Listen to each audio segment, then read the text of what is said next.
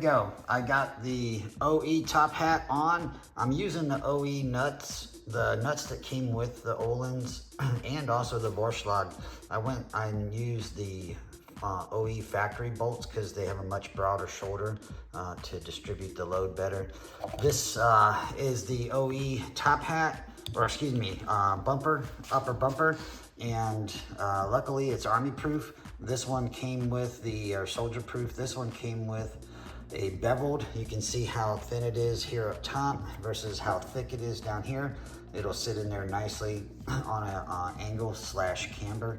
This is the OE one. There's no built-in camber to it at all on the little plastic piece and the upper spring perch.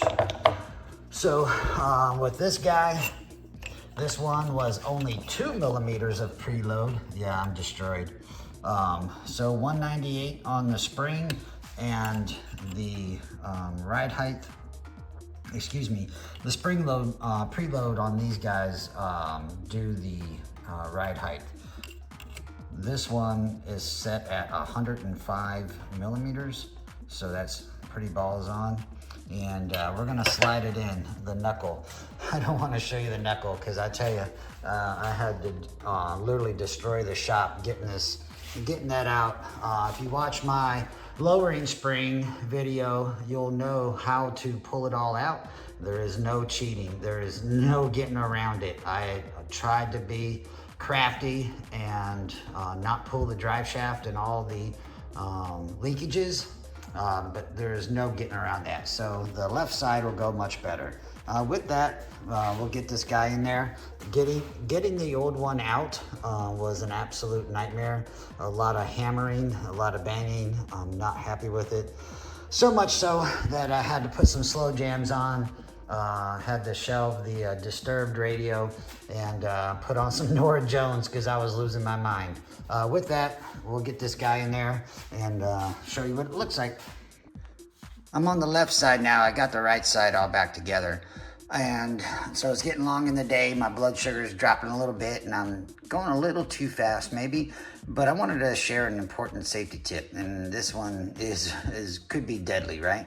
So with the spring compressors here, these guys on the left side and then one on the right side over there. Sorry for my light switch here. I did not have the spring tensioners on, the compressors on when I first started to take this nut off, and real dangerous situation. So you know you have your spring tension properly set and safely set when you can back off the nut on any strut and have it finger tight. And if there is resistance all the way to the end of the threads on any strut, you know that you don't have the tension, the spring tension relieved. So please adhere to this very important safety tip.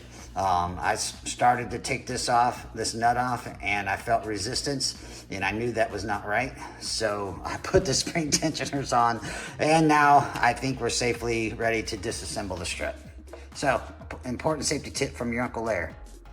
Caught me in my favorite easy chair again. So yesterday I did the install of the coilovers.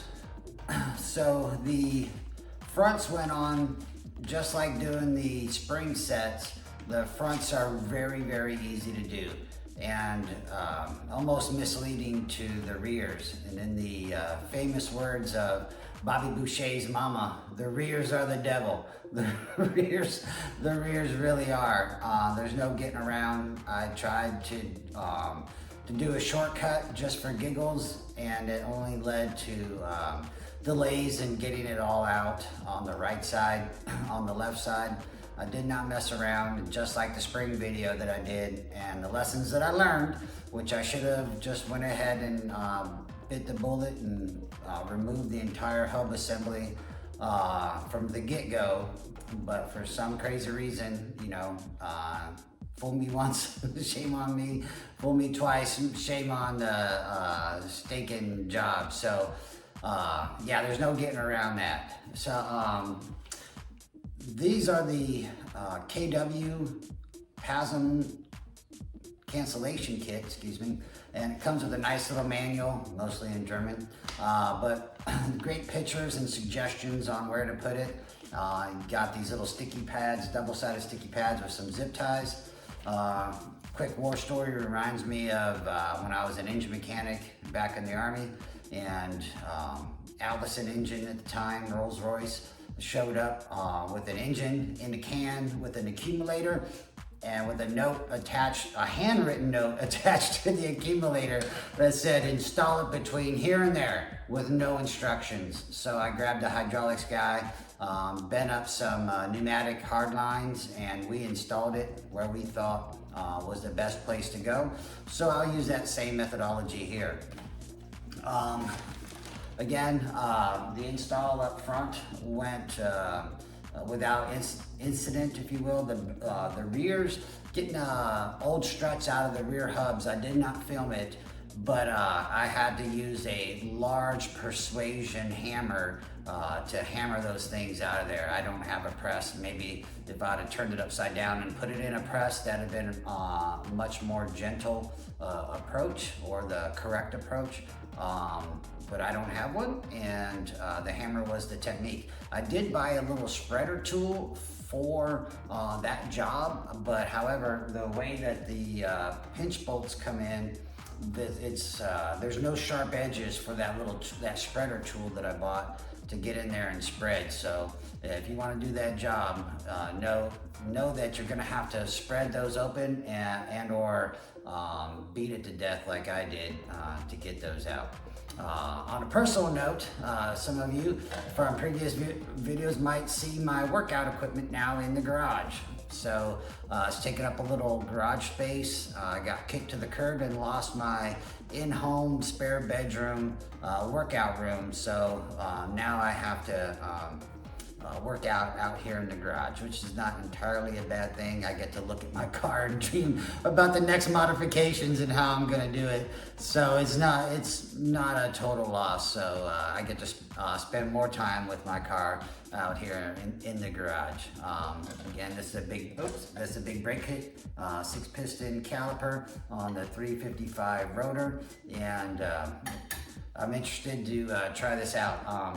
I'll get some videos of it, the setup, if you will, driving to and from the dealership where I'm going to get the car aligned, and I don't intend to have any large impressions with that short drive.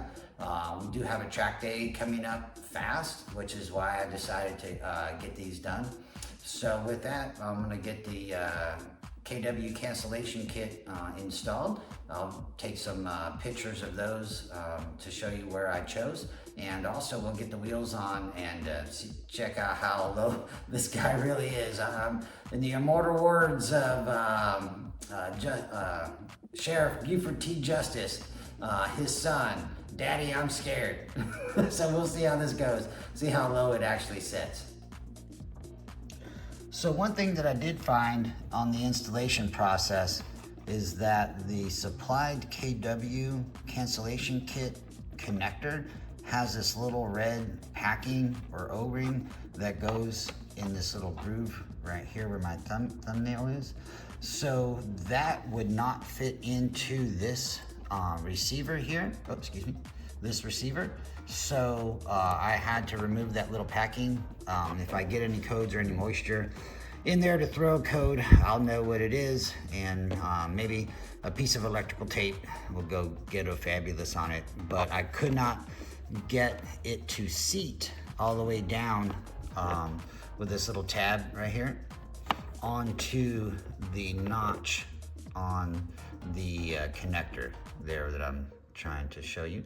So with my placement up underneath the windshields, the right side I have installed. You can see it underneath there, and then the wire goes underneath and connects and is looped in.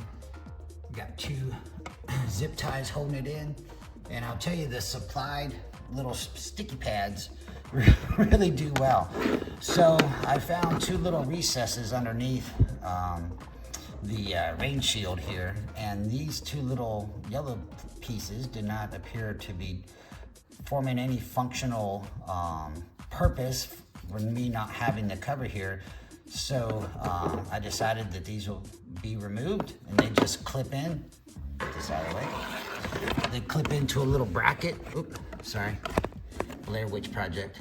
They that little bracket right on top of the cancellation resistor, if you will. So, but they're both equal. They're out of the way, and I'm not running the big shield. So if I ever have to,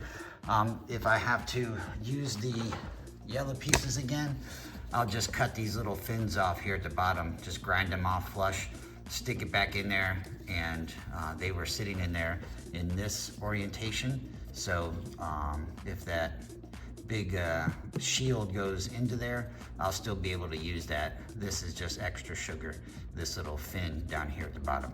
So with that, that's the fronts. Let's get to the rears.